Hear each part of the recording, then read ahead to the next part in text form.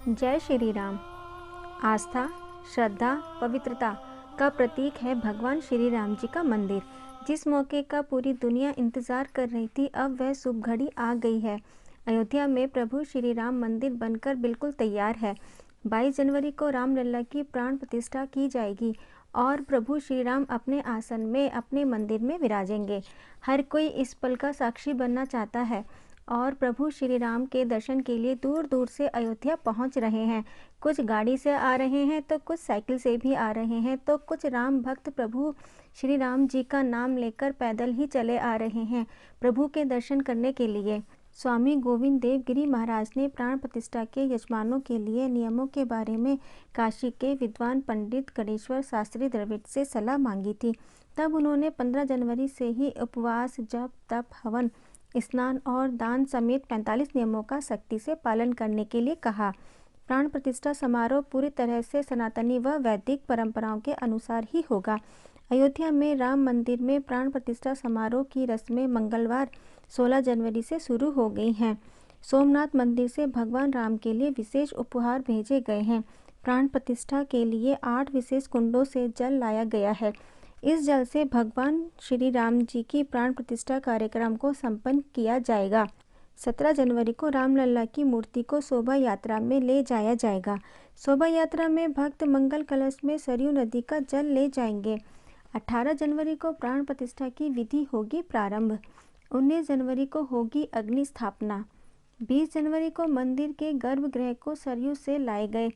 21 जनवरी को रामलला को 125 कलशों से दिव्य स्नान कराया जाएगा। 22 जनवरी को मृगशिरा नक्षत्र में होगी प्राण प्रतिष्ठा और साथ ही 22 जनवरी को देश भर के मंदिरों में भी धार्मिक अनुष्ठान होंगे। अयोध्या में 2 मंडप में 9 हवन कुंड बनाए गए हैं। यहाँ 121 पुजारी हवन कुंड की पूजा करेंगे।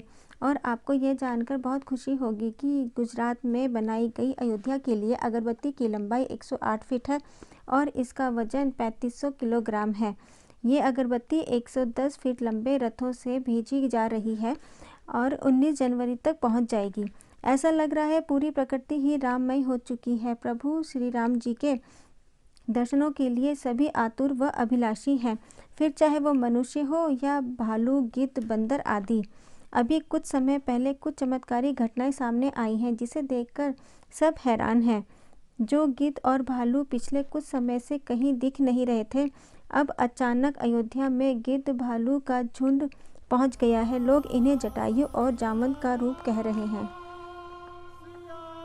जो राम मंदिर के प्राण प्रतिष्ठा में शामिल होने आए हैं। अचानक गिद्ध भालू का अयोध्या में दिखना किसी चमत्कार से कम नहीं है।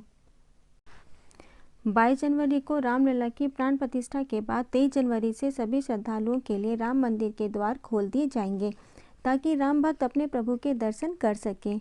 अयोध्या में श्री राम जी की मूर्ति बनाने के लिए नेपाल से 2 विशाल पत्थरों को लाया गया था, परंतु इन पत्थरों से भगवान जी की मूर्ति नहीं बनाई थी और मूर्ति बनाने के लिए दूसरे पत्थरों का इस्तेमाल किया गया। नेपाल की काली गंडकी तट से 2 शिलाएं अयोध्या लाई गई थी। इन दोनों शिलाओं का वजन 14 टन व 27 टन था। पहले इन्हीं पत्थरों से राम जी की मूर्ति बनाई जानी थी, लेकिन बाद में इन शिलाओं को राम मूर्ति बनाने के लिए उचित नहीं माना गया।